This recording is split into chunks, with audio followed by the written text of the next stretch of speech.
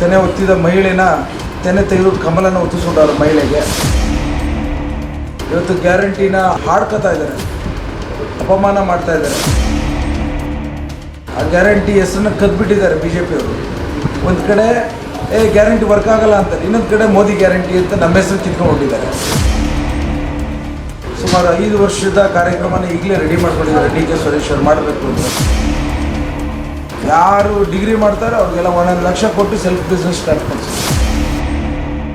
ಕುಣಿಗಲ್ ತಾಲೂಕಲ್ಲಿ ಇವತ್ತು ಭಾಳ ಅವಶ್ಯಕತೆಯ ಚುನಾವಣೆಯ ಕಾಂಗ್ರೆಸ್ ಪಕ್ಷದ ಅಭ್ಯರ್ಥಿಯಾದಂಥ DK ಸುರೇಶ್ ಅವ್ರನ್ನ DK ಸುರೇಶ್ ಅವರು ಗೆಲ್ಲೋದಕ್ಕಿಂತ DK ಸುರೇಶ್ ಅವ್ರನ್ನ ಗೆಲ್ಲಿಸಬೇಕು ಅಂತ ಹೆಚ್ಚಿನ ಮತದಾರರ ಒಂದು ಆಸೆ, ಉತ್ಸಾಹ ಮತ್ತು ಪ್ರೋತ್ಸಾಹ ಕಾಣಿಸ್ತಾ ಇರೋದನ್ನು ಹೇಳಬಲ್ಲೆ. ಇವತ್ತು ನಮ್ಮ ತಾಲೂಕಲ್ಲಿ ಎಲ್ಲರ ಮನವನ್ನು ಗೆದ್ದಿರೋಂಥ ಜನಪ್ರಿಯ ನಾಯಕರಾದಂಥ DK ಸುರೇಶ್ ಅವ್ರನ್ನ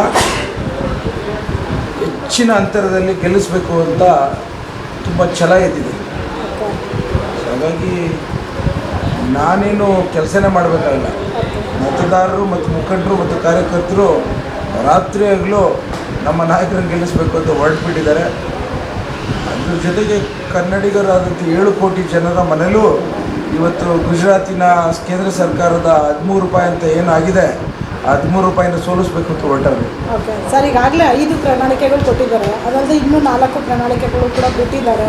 ಗೆದ್ದ ನಂತರ ಅದನ್ನೆಲ್ಲ ಕೂಡ ಪ್ರಣಾಳಿಕೆಗಳು ಮುಂದೆ. ಹೌದು, ಇವತ್ತು ಮಹಿಳೆಯರಿಗೆ 1 ಲಕ್ಷ ರೂಪಾಯಿ ಕೊಡೋದು, 8,333 ಪ್ಲಸ್ ನಾವು 2,000, 10,500 ರೂಪಾಯಿ ಆಗುತ್ತೆ. ಮತ್ತು ವಿದ್ಯಾಭ್ಯಾಸ ಇವಾಗ ಕೊಡ್ಲಿಕ್ಕೆ ಆಗ್ತಿಲ್ಲ ಅಂತ ಏನು ಕೇಂದ್ರ ಸರ್ಕಾರ ಹೇಳ್ತಾ ಇದ್ದಾರೆ. ಅದಕ್ಕೋಸ್ಕರ ಮೊದಲನೇ ಒಂದು ಪ್ರಯತ್ನ, ಪೈಲಟ್ ಪ್ರಾಜೆಕ್ಟು.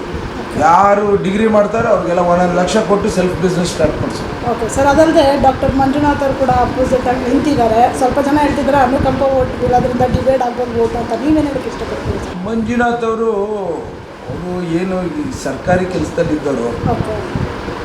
ಯಾರ್ಯಾರ ಪಾಪ ಅವರು ಕಾರ್ಡಿಯಾಕ್ ಸರ್ಜನ್ ಅಂತ ಅಂದ್ಬಿಡೋರು. Is not a cardiac surgeon, is a cardiologist. ಅವ್ರು ಯಾವುದು ಸರ್ಜರಿ ಪಾಪ ಮಾಡಿ ಕ್ಯಾತ್ ಲ್ಯಾಬಲ್ಲಿ ಮಾಡೋಂಥದ್ದು. ಆಮೇಲೆ ತುಂಬ ಪಾಪ ಅವ್ರ ಬಗ್ಗೆ ಪಾಪ ಅಪಪ್ರಚಾರ ಮಾಡ್ತಾರೆ. 8 ಲಕ್ಷ ಸರ್ಜರಿ ಮಾಡಿಬಿಟ್ಟವ್ರೆ, ಅದು ಮಾಡ್ತಾರೆ, ಇದು ಮಾಡ್ಯಾರೆ. ಅಷ್ಟೆಲ್ಲ ರಾಂಗ್ ಪರ್ಸೆಪ್ಷನಲ್ಲಿ ಬೇರೆಯವರೆಲ್ಲ ಸಿಲಿತೇಜರ್ ಮಾಡ್ತಾರೆ. Is A good cardiologist. So ಹಾಗಾಗಿ ಅವರು ನಮ್ಮ ಸರ್ಕಾರಿ ಹುದ್ದೆಯಲ್ಲಿ ಇದ್ದಂಥವ್ರು. ಜಯದೇವ ಹಾಸ್ಪಿಟ್ಲು ಅವ್ರಿಗೆ 18 ವರ್ಷ ಯಾರಿಗೂ ಸಿಗದಂಥ ಅವಕಾಶ ಸಿಕ್ತು. 60 ವರ್ಷ ರಿಟೈರ್ ಆಗ್ತಾರೆ. ಇವ್ರಿಗೇನೋ ಒಂದು ಸ್ವಲ್ಪ ಪ್ರಭಾವಿ ರಾಜಕಾರಣದ ಕುಟುಂಬದಿಂದ ಬಂದವರು ಅಂತ 8 ವರ್ಷ ಸರ್ಕಾರದಿಂದ ಪ್ರತಿ ವರ್ಷ ಎಕ್ಸ್ಟೆನ್ಷನ್ ಕೊಡ್ತಾ ಬಂದಿದ್ದರು, ದೇವೇಗೌಡರು ಅಳಿಯ ಅಂತ. ಆ ಸವಲತ್ತು ಒಂದು ಅವಕಾಶ ಸಿಕ್ಕಿದೆ. ಇವತ್ತು ಅವ್ರಿಗೆ ದೇವೇಗೌಡರು ಅಳಿಯ ಅಂತ ಹೇಳಿ JDS ಅವರು ನಮ್ಮಿಂದ ಪಕ್ಷದಿಂದ ಗೆಲ್ಲಕ್ಕೆ ಕಷ್ಟ. ಏನು ತೆನೆ ಒತ್ತಿದ ಮಹಿಳೆನ ತೆನೆ ತೆಗೆದು ಕಮಲನ ಒತ್ತಿಸ್ಬಿಟ್ಟವ್ರು ಮಹಿಳೆಗೆ. ಸೊ ಅವರಲ್ಲೇ ನಂಬಿಕೆ ಇದ್ದಾಗ ಬೇರೆಯವರು ಜನರು ಎಲ್ಲೋ ಒಂದು ಕಡೆ ನಂಬಿಕೆ ಯಾವ ರೀತಿ ಅವ್ರಿಗೆ ಮತವನ್ನು ಹಾಕ್ತಾರೆ ಅನ್ನೋದನ್ನ ಆಲೋಚನೆ ಸಾಮಾನ್ಯ ಜನರು ಮಾತಾಡೋದು. ಓಕೆ ಸರ್, ಅವರು MP ಆಗಿ ಗೆದ್ದ ನಂತರ ಕ್ಷೇತ್ರಕ್ಕೋಸ್ಕರ ಇನ್ನೂ ಏನೇನು ಕೆಲಸ ಆಗಬೇಕಾಗಿದೆ ಸರ್? ಯಾರು DK ಸುರೇಶ್ ಅವರು? ಹೌದು ಸರ್. ಆಗಲೇ ಭಾಳಷ್ಟು ಸಾಕಷ್ಟು ಕೆಲಸ ಮಾಡಿದ್ದಾರೆ, ಇನ್ನೂ ಸಾಕಷ್ಟು ವಿಷನ್ ಇಟ್ಕೊಂಡಿದ್ದಾರೆ. ನನ್ನ ಅನಿಸಿಕೆ ಪ್ರಕಾರ ಸುಮಾರು 5 ವರ್ಷದ ಕಾರ್ಯಕ್ರಮನ ಈಗಲೇ ರೆಡಿ ಮಾಡ್ಕೊಂಡಿದ್ದಾರೆ DK ಸುರೇಶ್ ಅವರು ಮಾಡಬೇಕು ಅಂತ. ನೀರಾವರಿ ಯೋಜನೆ, ವಿದ್ಯಾಕ್ಷೇತ್ರದ ಒಂದು ಹೊಸ ವಿಶೇಷವಾದಂಥ ಒಂದು ಆಲೋಚನೆ ಮತ್ತು ಆರೋಗ್ಯದ ಆಲೋಚನೆ, ಇಷ್ಟು 3 ಇಟ್ಕೊಂಡಿದ್ದಾರೆ. ಓಕೆ ಸರ್, ಮತ ಬಂದವ್ರಿಗೆ ಏನು ಹೇಳೋಕ್ಕೆ ಇಷ್ಟಪಡ್ತೀವಿ ಸರ್ ಅವ್ರ ಪರವಾಗಿ?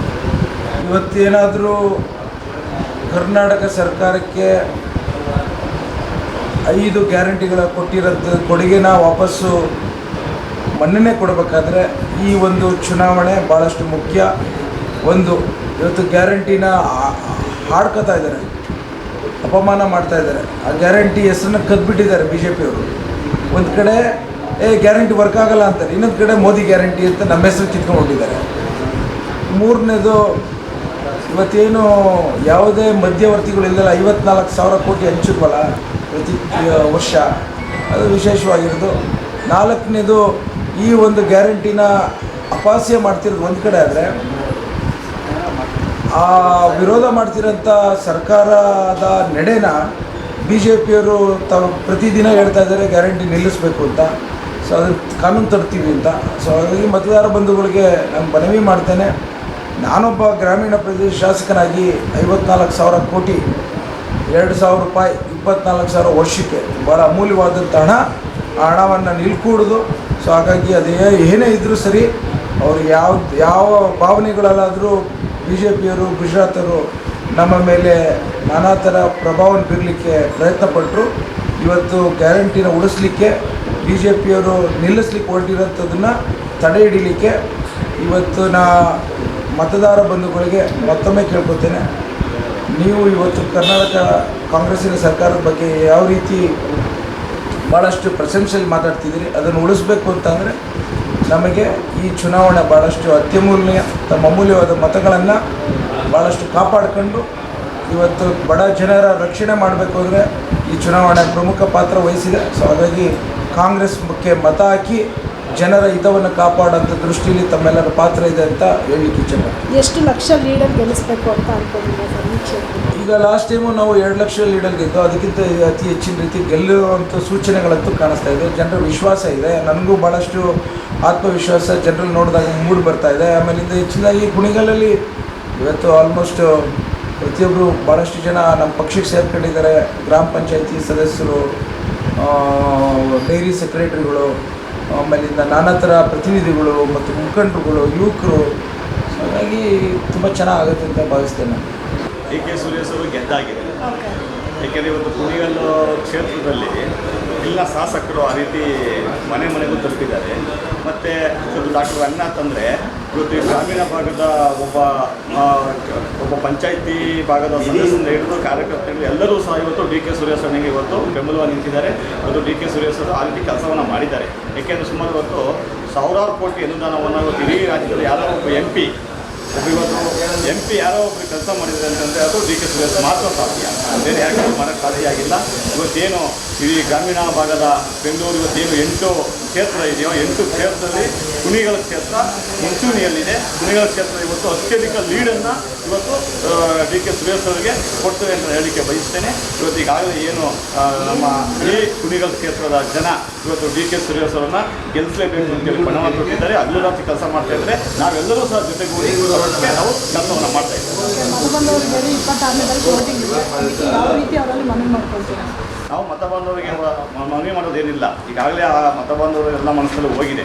ಎಲ್ಲರೂ ಈಗಾಗಲೇ ಡಿ ಕೆ ಸುರೇಶ್ ಅವ್ರನ್ನ ಗೆಲ್ಲಿಸಬೇಕು ಅಂತ ಹೇಳಿ ಪ್ರತಿಯೊಬ್ಬ ಮತದಾರ ಮನಸ್ಸಲ್ಲಿ ಭದ್ರವಾಗಿ ಕೂರಿದೆ. ಯಾಕೆ ಅಂತಂದರೆ ಅವ್ರು ಮಾಡತಕ್ಕಂಥ ಕೆಲಸ ಕಣ್ಮುಂದೆ ಇದೆ, ಕೆಲಸ ಕಾಣ್ತಾ ಇದೆ. ಆ ಕೆಲಸ ಕಣ್ಮುಂದೆ ಇವತ್ತು ನೋಡಿ ಇನ್ನೂ ಅಭಿವೃದ್ಧಿ ಆಗಬೇಕು ನಮ್ಮ ತಾಲೂಕು ಅಂತ ಹೇಳಿ ಇವತ್ತು ಹೇಮಾವತಿಯಿಂದ ಇವತ್ತು ನೀರು ಇರ್ಬೋದು, ಲಿಂಕೆನಲ್ ಇರ್ಬೋದು, ಬಸ್ ಸ್ಟ್ಯಾಂಡ್ ಇರ್ಬೋದು, ಇವತ್ತು ಅಗ್ನಿಶಾಮಕ ಇರ್ಬೋದು, ಎಸ್ಕಾಂ ಇರ್ಬೋದು, ಇವತ್ತು ಹಲವಾರು ಕಚೇರಿಗಳನ್ನ ಈಗಾಗಲೇ ಇವತ್ತು ನಮ್ಮ ಶಾಸಕರು ಮತ್ತು ಲೋಕಸಭಾ ಸದಸ್ಯರು ಸೇರಿ ಇವತ್ತು ಸಾವಿರಾರು ಕೋಟಿ ಅನುದಾನವನ್ನು ತಂದು ಇವತ್ತು ತಾಲೂಕಿನ ಅಭಿವೃದ್ಧಿಗೆ ಶ್ರಮಿಸ್ತಾ ಇದ್ದಾರೆ. ಮುಂದಿನಿಂದಲೇ ತಾಲೂಕು ಅಭಿವೃದ್ಧಿ ಇನ್ನೂ ಇಡೀ ರಾಜ್ಯದ 224 ತಾಲೂಕಲ್ಲಿ ಮೊದಲನೇ ತಾಲೂಕು ಕುಣಿಗಲ್ ತಾಲೂಕು ಆಗುತ್ತೆ ಅಂತ ಹೇಳಿ ನಾನು ಬಯಸ್ತೇನೆ. ಕುಣಿಗಲಲ್ಲಿ ಡಿ ಕೆ ಸುರೇಶ್ ಅವರು ತುಂಬ ಅದ್ಭುತವಾದ ಕೆಲಸ ಮಾಡಿದ್ದಾರೆ. ಈಗ ಕೆನಾಲ್ ಯೋಜನೆಗಳು ಮತ್ತು ರಸ್ತೆ ಕಾಮಗಾರಿಗಳು ಮತ್ತು ಮಿನಿ ವಿಧಾನಸೌಧ ಸುಮಾರು ಸಾವಿರಾರು ಕೋಟಿ ಅನುದಾನ ಕುಣಿಗಲ್ ತಂದು ಮಾಡಿದ್ದಾರೆ.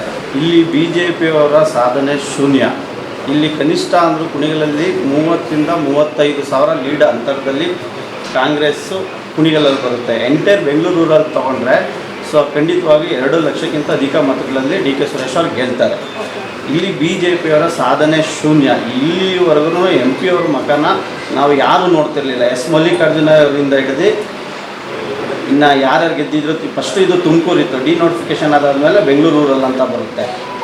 ಸೊ ಈ ಎಂ ಪಿ ಅವ್ರನ್ನ ಪ್ರತಿ ಗ್ರಾಮ ಪಂಚಾಯಿತಿ ಲೆವೆಲ್ಲು ಮತ್ತು ಪ್ರತಿ ಗ್ರಾಮದಲ್ಲೂ ಕೂಡ ಡಿ ಕೆ ಸುರೇಶ್ ಅಂತ ನೋಡಿದ್ರೆ ಪ್ರತಿಯೊಂದು ಯಾರು ಬುದ್ಧಿ ಬಂದಿರೋ ಪ್ರತಿಯೊಬ್ಬ ಮಕ್ಕಳು ಕೂಡ ಅವ್ರನ್ನ ಐಡೆಂಟಿಫೈ ಮಾಡ್ತಾರೆ ಮತ್ತು ಅವ್ರ ಕೆಲಸ ಅಷ್ಟು ಅದ್ಭುತವಾಗಿದೆ.